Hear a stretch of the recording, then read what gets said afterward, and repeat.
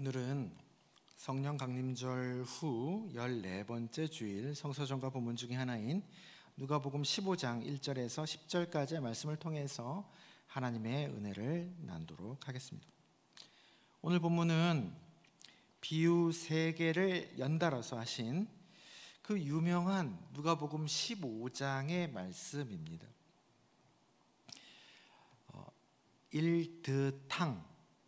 일드탕이라고 제가 신학대학원 시험을 볼 때 외웠던 기억이 납니다. 일드탕. 여러분들도 그렇게 외우시면 누가복음 15장 전체의 내용이거든요. 3가지 비유입니다. 뭐죠? 잃어버린 양의 비유, 그 다음에 잃어버린 드라크마의 비유, 또 잃어버린 아들, 또 탕자의 비유이죠. 이 3가지 비유 중에 앞 2개의 비유만 오늘 본문입니다.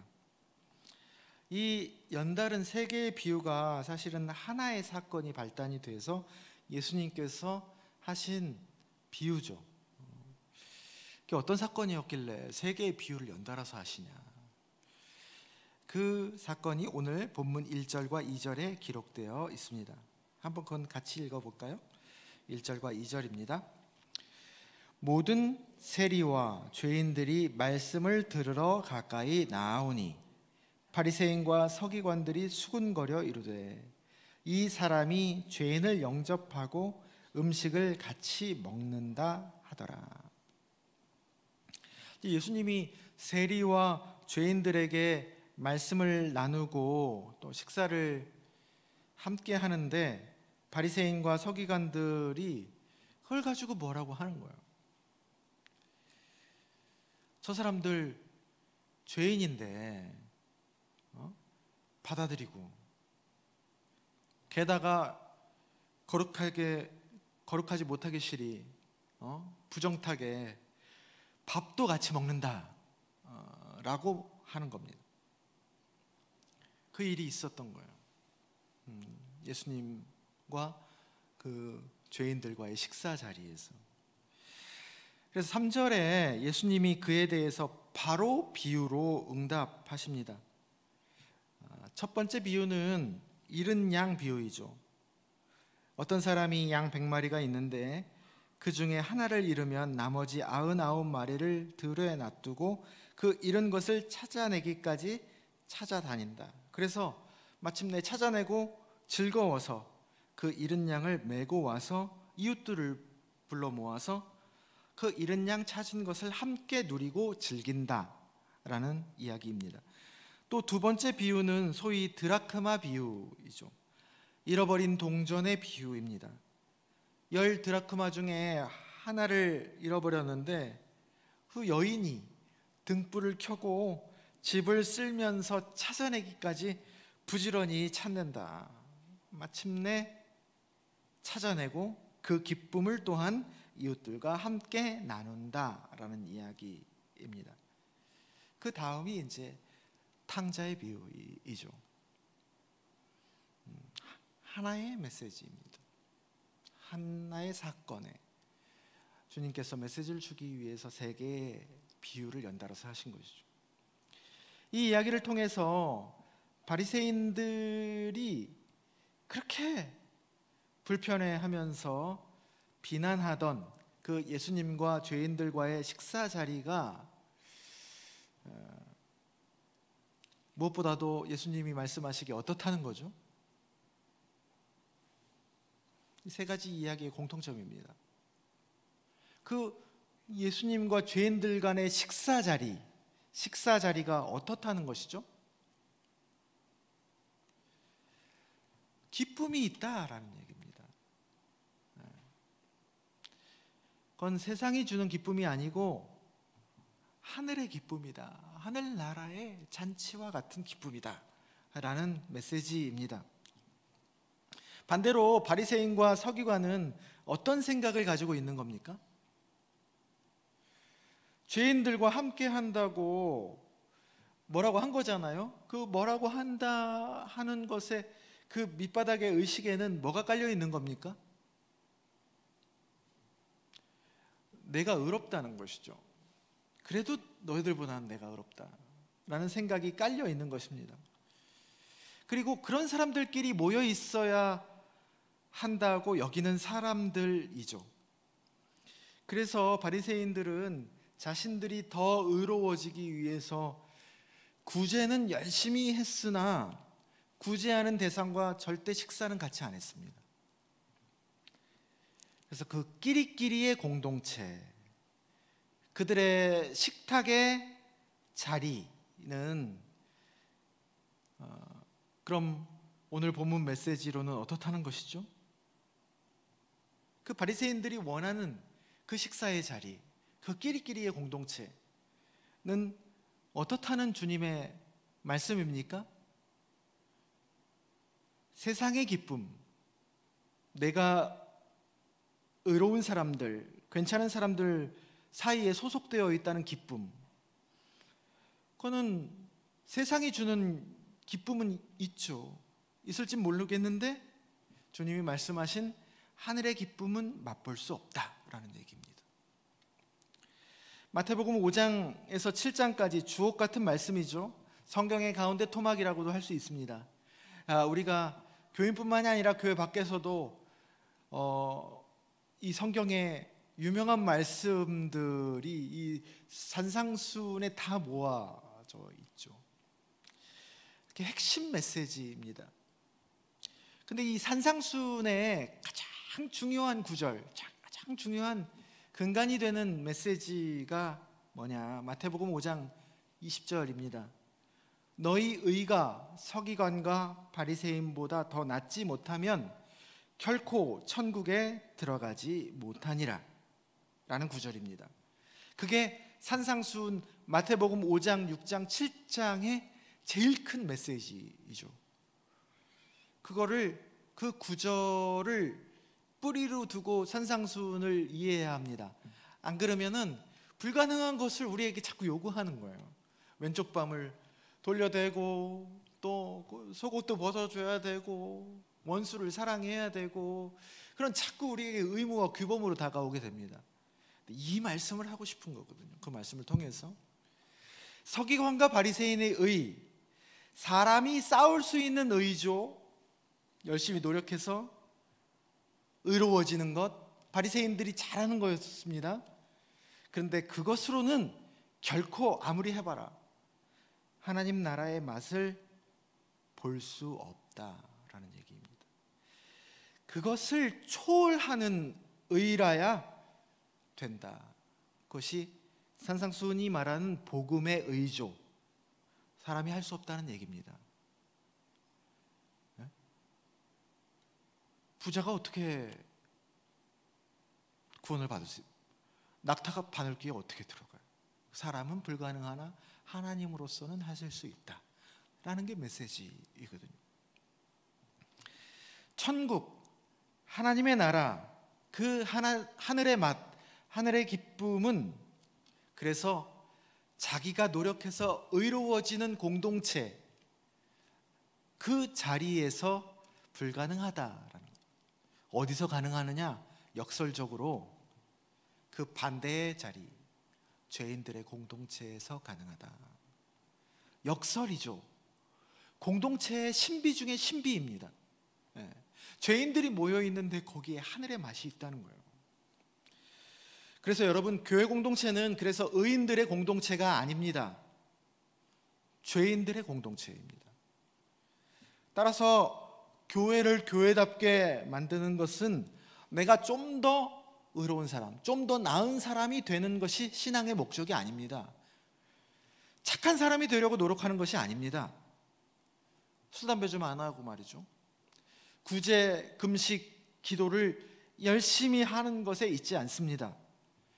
신앙을 열심히 신앙생활을 해서 하나님의 능력을 힘입어서 내가 세상에서 영향력을 발휘하고 또 교회도 더 잘되게 하는 것이 아닙니다. 그리스도인과 교회의 첫째 자격은 뭐냐? 뭡니까? 자신이 죄인이라는 진실하고 처절한 자각입니다. 그게 자격입니다. 셀프 날리지라고 그러죠. 자기 인식입니다. 가감 없는 자신에 대한 알입니다. 그게 그리스도인과 교회의 첫째 자격입니다. 자신이 깨어지고 나약하고 소중한 것을 잔뜩 잃어버린 존재라는 것을 피할 수 없이 인정하는 것입니다. 다시 말하면 내 실체, 더 솔직하게 말하면 내 꼬라지죠. 내 꼬라지. 내 꼬라지를 봐버리는 거예요. 오늘 구약 병행 본문 예레미야 4장 22절을 보면 이런 말씀이 나옵니다. 내 백성은 나를 알지 못한 어리석은 자요, 지각이 없는 미련한 자식이라. 악을 행하기에는 그래도 지각이 있으나 선을 행하기에는 무지하도다. 이게 하나님의 시선입니다. 오늘 교동문으로 함께 읽었던 시편 병행 본문 시편 14편은 여호와께서 하늘에서 인생을 굽어 살펴보시는데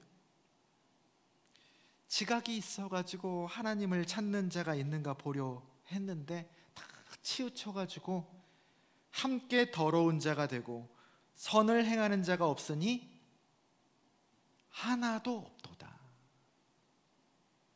한 명이 없다라는 거예요. 한 명. 그 시편 14편 2절에서 3절 우리가 교동문에서 읽었습니다. 바리새인들 자신들은 의인들이라고 여겼으나 사실은 최종 판단자인 하나님께서 보시기에는 모두 다 죄인이라는 얘기입니다. 그래서 여러분, 신앙이 성숙하면 성숙할수록, 그래서 신앙이 성숙하다는 것은 하나님의 시선을 품으면 하나님과 더욱더 밀접해져서 하나님의 시선에 더 가깝게 본다는 거잖아요. 하나님의 시선을 품으면 품을수록 어떻게 된다는 거냐? 신앙이 성숙하면 성숙할수록 내가 그래도 좀 괜찮은 사람이지, 그래도 많이 나아졌어 라고 인식이 변하는 것이 아니라 자신이 죄인이라는 것을 더 깊이 자각하게 된다는 것이죠. 그건 적당히 겸손 떠는 것과는 다릅니다. 그 사실을 처절하고 당혹스럽게 맞이하는 것이죠. 사도 바울도 여러분 얼마나 우여곡절이 많았습니까? 하나님께서 계속 이끌어 가셨죠. 근데 인생의 말년, 신앙이 성숙할 대로 성숙한, 무르익을 대로 무르익은 그 즈음에 썼던 것이 오늘 서신서 병행본문 디모데전서거든요. 거기에 뭐라고 말이 있습니까? 오늘 말씀을 묵상하셔가지고 이승재 집사님 기도에도 옮기셨는데 이렇게 고백해요. 내가 전에는 비방자요, 박해자요, 폭행자였으나 도리어 긍휼을 입었다. 그리고 뭐라고 고백합니까? 대단한 고백을 하는데, 죄인 중에 내가 괴수니라. 이게 적당히 겸손을 떠는 얘기가 아닙니다. 진짜로 자기가 자신의 꼬라지를 봐버린 거예요. 신앙의 제일 말년에, 거의 신앙이 완성된 직전에 내가 죄인 중에 괴수다라고 고백을 하는 겁니다. 사도 바울 말년의 자기 인식입니다. 근데 여러분, 이렇게 자신의 저 밑바닥을 그렇게 처절하게 보는 것이 여러분 느낌이 어떨 것 같습니까? 별로일 것 같잖아요. 그죠? 그런 일일 것 같은데 오히려 그동안 맛보지 못했던 하늘의 기쁨을 수반한다는 것이 역설입니다. 오늘 7절과 10절에 공통적으로 나오는 회개는 그래서 단순한 반성이 아닙니다. 잘못한 것을 내가 반성하는 게 아닙니다. 반성한다고 고쳐지지 않습니다. 그냥 처절한 자기 인식을 통해서 화들짝 놀래서 자신의 방향을 틀고 하나님께 안기는 것이 회개입니다. 엄밀히 말하면 회개라고 해서 내가 막 주님을 찾아가는 게 아니에요. 주님이 찾아오시잖아요. 오늘 본문을 보면 오늘 엘리베이터 그림을 여러분 보신 분들도 있겠지만은 그 한밤중에 그 나무 꼭대기에 있나 그 아래에 있나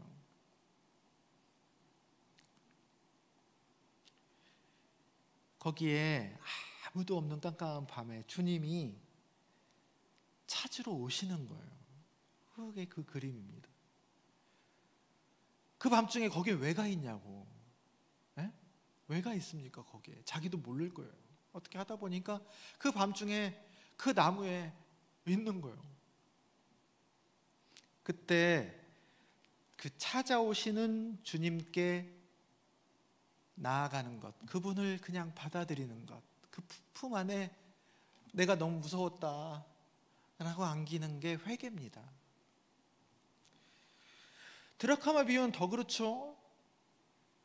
그분이 찾아주시지 않으면 동전이 어떻게 찾아가겠습니까? 자기가 꼼짝없이 그 자리에 있는 거예요. 잃어버린 자리에 무력하게. 그리고 찾아내면 마침내 그 주인의 손길을 받아들이는 것, 그것이 회개입니다. 천부여 의지 없어서 주 앞에 오는 거예요. 안 그러면 누가 날 받아줘요? 이 답 없는 존재를. 그래서 여러분, 회개는 쥐어 짜내는 게 아닙니다. 선물입니다. 그분이 나를 비춰주어야 내가 할 수 있는 겁니다. 은총이죠. 회개의 은총입니다. 그래서 회개와 은총은 항상 붙여서 얘기합니다. 구원도 은총입니다. 구원은 내가 하는 게 아니에요. 내가 믿음이 좋아가지고 구원받는 게 아닙니다. 믿음으로 받아들이는 거지. 구원은 은혜로 받는 겁니다. 구원의 은총이에요. 그래서 하늘의 기쁨을 맛보는 겁니다. 회개를 통해서. 진정한 공동체는 그런 사람들이 모여 있는 곳입니다. 의인들이 모여 있는 것, 끼리끼리의 집단. 여러분, 거기에서 어떤 것들이 나누어질까요? 끼리끼리의 집단, 의인들의 공동체라고 하는 곳에서 어떤 것들이 나누어질까요? 가진 것, 플러스를 나누죠. 가진 것, 잘된 것, 성취한 것, 자랑거리들이 그 포장지를 어떻게 싸든 은근하게 싸든 하여튼간 그런 것들이 오고 가죠. 그 자리에도 그걸 나눌 때 나름 기쁨과 즐거움이 있습니다. 사람들은 그래서 그 자리를 갈망하죠. 어떤 기쁨이겠습니까? 뭔가가 된 것 같은 느낌이죠. 그리고 내가 이 무리에 속해 있다고 하는 소속감의 느낌도 괜찮죠. 그래서 이 고급스러운 무리에 속해 있는데 우리 공동체에 누구 하나 격이 떨어지는 사람이 있으면 내 격이 떨어지는 것 같은 거예요. 배제하게 됩니다. 그러나 여러분들도 아마 경험이 적지 않으실 겁니다. 그런 자리가 즐거웠어도 왠지 뒷맛은 어떻습니까? 그리 개운치 않은 느낌, 뭔가 모르게 탁한 느낌이 뒤따라옵니다. 더 나아가서 그런 관계, 그런 모임은 점점 하면 할수록 점점 공허하고 허무하다는 느낌이 어느 때부터 밀려오기도 하죠. 반대로 죄인들이 모여있는 곳, 깨어지고 약하고 잃어버린 이들의 자리, 또 그것들이 나누어지는 자리, 마이너스가 나누어지는 자리들이죠. 뭐가 오고 가겠습니까? 서로의 실패, 상처, 아픔, 회한, 답 없는 고뇌 같은 것들이 오고 가죠. 영양가 없는 것들이 오고 갑니다. 근데 그 자리에 그래서 아무런 즐거움과 기쁨, 맛이 없을 것 같지만 사실은 그런 자리에서 많이 맛볼 수 있는 묘한 즐거움과 기쁨이 있습니다. 그건 결이 다릅니다. 뒷맛이 의외로 괜찮습니다. 홀가분하고 뭔가 꽉 들어찬 충만함을 경험할 때가 많죠. 그렇다고 여전히 없거든요.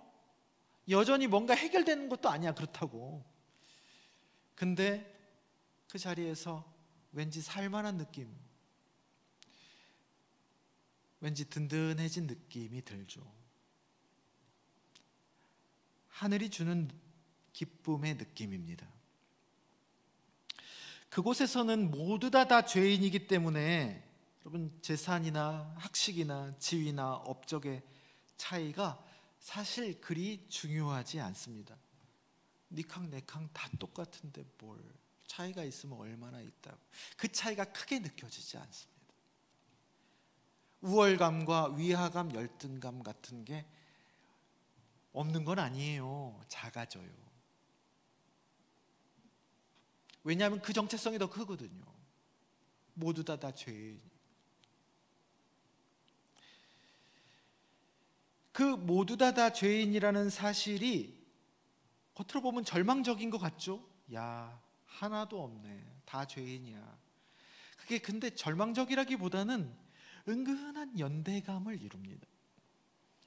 그리고 죄인임을 더 깊이 자각하면 할수록 더 이상 떨어질 데가 없다라는 홀가분한 자유. 그리고 이제 밑바닥까지 떨어졌는데 어디 더 떨어질 거예요? 내 밑바닥을 봤는데 이제 뭔가 좋은 일만 있을 거라는 희망이 그곳에서 샘솟기도 합니다. 내가 빠릿빠릿하게 처신을 해가지고 무리 안에 있었느냐, 아니면 좀 덜 떨어져가지고 무리를 이탈했거나, 그래서 이 잘잘못의 차이보다 그런 우여곡절 끝에 누구나 다 그렇게 어리석어. 다 양이 눈이 어둡지 않습니까? 그래서 목자의 소리를 듣고 움직이죠. 그래서요, 늘 어두워가지고 목자가 없으면 다 각기 제 길로 가는 거예요. 그런 말씀들이, 그런 비유들이 많이 있죠, 성경 속에는. 그런 잃어버렸는데 다 잃어버릴 수밖에 없는 능력들을 갖고 있다고, 무력함을. 근데 우여곡절 끝에 어쨌든 돌아와서 우리와 함께 하느냐가, 그런 무리 안에 있었느냐, 넌 무리에 이탈했느냐, 그런 잘잘못보다 훨씬 더 중요한 사건이죠. 제가 목사지만은 주님 앞에 한 존재, 그리스도인으로서 저도 여정을 걸어가는 것이죠. 점점 저도 목사를 하면서 내가 목사라는 정체성보다 나는 그리스도인의 한 사람이구나라는 게 점점 크게 느껴집니다. 그래서 제 목사로서 나름 건강하고 좋은 교회, 또 그동안 크고 탄탄한 교회에서 나름대로의 위치와 역할을 찾아서 어떨 때는 능력도 인정받고 또 관계도 그래도 잘하고 가족들하고도 그럭저럭 그냥 행복하게 살아왔었습니다. 근데 이 낮은 동산교회에서 4년 가까이는 완전히 반대의 상황이었습니다. 목회도 여러분 아시다시피 또 보시다시피 성적이 좋지 않고, 교회도 이제 벼랑 끝에 서 있으면서 실패했다는 마음을 여러 생각으로 막 다잡으려고 해도 결국은 부인할 수 없는 것이죠.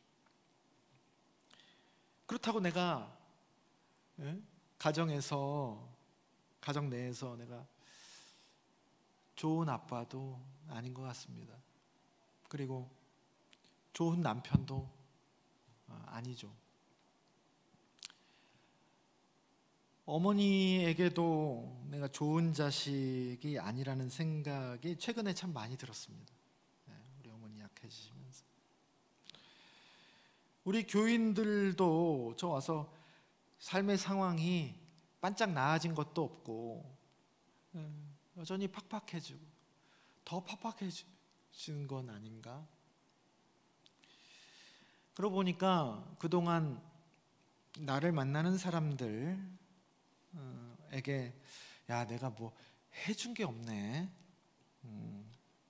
늘 나 만나서 고생만 시키는 것 같다는 마음이 들었습니다. 근데 그거는 어떻게 보면 외적인 거잖아요. 외적인. 그래도 내면이 내가 의롭거나 선하거나 하는 자기 확신이 있으면 그래도 뭐가 없어도 나는 그래도 자신 있고 당당해 할 텐데, 내 안에는 그렇지 않거든요. 그건 더 심각해. 내 안에 뭐가 도대체 이렇게 안 좋은 게 많다냐 하는 것을 나이가 들어가면 들어갈수록, 목회를 거듭하면 거듭할수록 그게 더 많이 올라오는 것 같습니다. 의로울 때 있죠. 근데 의롭다고 해도 가만 보면 어설프게 의로워. 그리고 어설프게 또 애매하게 착해. 안 착해도 될 때 착하고 착해야 할 때 안 착해. 근데 요즘 이제 오십견 때문에 고생을 해가지고 이런저런 계기로 수영을 다시 하거든요. 이번 주에 그래서 수영을 하는데, 수영을 막 하고 있는데 수영하다가 뜬금없이 그런 생각이 확 드는 거예요. 나라는 사람이 참 별로다. 인간이 별로다. 갑자기 수영을 하다가, 기도하다가 그랬으면 갑자기 수영을 돌고 있는데 그게요, 느낌이 다르게 확 밀려오는 거예요. 여러분, 제가 그래도 나름 잘난 맛에 살았거든요. 가끔 물론 밤에 누워가지고 이불킥도 하고 수치심도 막 올라오고 그랬지만 기본적으로 제가 잘난 맛에 살았습니다. 그렇게 찔끔찔끔씩 느꼈던 포장지 사이에 이렇게 가끔씩 보였던 내 그 밑바닥에 있는 속살이 점점 날 것 그대로 다가온 것 같은 그런 느낌이었어. 아, 참 인간이 별로다. 어떤 이유가 있어서 그런 게 아니고 그냥. 근데 여러분, 사람이 참 별로다 라는 그 밀려오는 느낌이 그리 나쁘지 않았다는 겁니다. 신기하게, 역설적이게도 홀가분하다, 살만하다, 그리고 하나님이 나를 그래도 받아주신다는 것, 성경에 그득하게 써져 있잖아요. 설교도 하고. 이게 복음이다. 아무것도 없는 바닥에서 모든 것이구나. 근데 요즘에 희한하게 그렇게 주변에 저와 비슷한 처지, 또 별반 다르지 않은 마음의 목사님들과의 만남이, 그리고 그분들과의 나눔이 의도치 않게 이루어집니다. 참 희한하게 그렇게 연결이 되더라고요. 개척했다가 10여 년 만에 심신이 지쳐서 얼마 전에 교회를 접고 이제 해산합시다 한 목사님이 계셔요. 그래가지고 그걸 결정하고 난 다음에 제가 전화를 드렸습니다. 목사님, 저랑 냉면 같이 먹어요. 제가 사드릴게. 그래가지고 냉면 먹으면서 또 차 마시면서 얘기하면서 그분 울고, 저도 그분 조만간 한번 모실 겁니다. 우리 교회 와서 한번 교회 이제 안 하시는데 한번 와서 설교해 달라고. 어디에서 들을 수 없는 실패한 이야기이죠. 실패했다가 회복하고 잘된 그런 넘쳐나는 이야기 말고요, 그냥 실패한 이야기입니다. 그게 사실은 성경의 깊은 이야기입니다. 그 차원을 모르면 어떻게 사도 바울이 간질병을 결국 치유받지 못하고 나서 내가 약한 그곳에서 비로소 온전해지는구나라는 그 깨달음의 말씀을 여러분 어떻게 이해하고 받아들일 겁니까? 그게 복음의 정수인데. 또 개척해서 목회 20년 가까이 했는데 지금 와가지고 이게 무슨 열매가 있고 무슨 의미가 있나라고 깊은 눈물을 흘리는 우리 동네 어느 목사님과 또 우연히 만나가지고 얘기를 나누었습니다. 참 좋으신 분이거든요. 제가 봤을 때는 너무너무 좋으신 목사님인데 20년 동안에 그런 저 밑에 있는 얘기들을 하는 겁니다. 또 어떤 분은 야심차게 새로운 형태의 교회를 예전에 시작했는데 이제 정리하고 다른 교회 담임 자리를 한번 알아보고 있다라는 목사님 만나 뵀었습니다. 그리고 저도 얘기할 게 많죠. 밑바닥에 이야기들이 많이 오고 갔습니다. 또 목사는 아니지만은 또 20년 전에 목회했던 청년이 이제 40대 중반이 되어서 인생의 질고를 이만저만 요즘 진하게 겪는 게 아닙니다. 참 신앙이 진솔하고 깊은 친구인데 자기 잘못도 아니에요. 다른 일로 회사가 공중분해돼서 십몇 년 안정적으로 다닌 직장을 하루아침에 잃고 참 능력이 있는 사람인데 재취업을 할 줄 알았는데 재취업이 안 되는 거예요. 그 사이에 실업급여가 다 이제 되는 거예요. 그래서 초등학생 딸 학원을 이제 끊어야 된다라는 그 말에 딸이 닭도금 같은 눈물을 흘리는 것을 지켜봐야 돼요. 게다가 엎친 데 덮친 격으로 남편의 작은 실수로 억대 소송이 걸리기까지 했다고 이번 주에 통화를 주고받았습니다.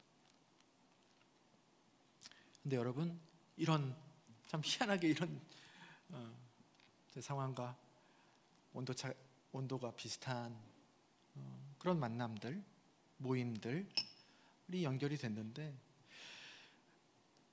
답 없는 얘기들이 오고 가는 거죠. 그런 것들이 오고 가는 만남과 모임의 느낌이 여러분 참 좋았습니다. 각자의 답답한 문제가 뾰족하게 해결되는 것도 아닌데 참 그 자리가 가득하고 아름다운 자리였습니다. 감히 행복이라고 말할 수 있을 겁니다. 겉으로는 암담한 그 모든 대화에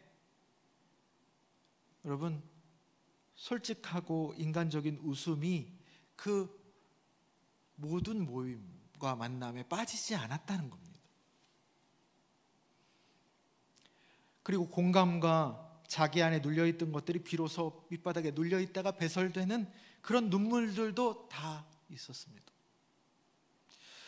그게 여러분 어디 가서 그런 웃음과 눈물이 있습니까? 의로운 공동체에서 그건 불가능합니다. 그 느낌은.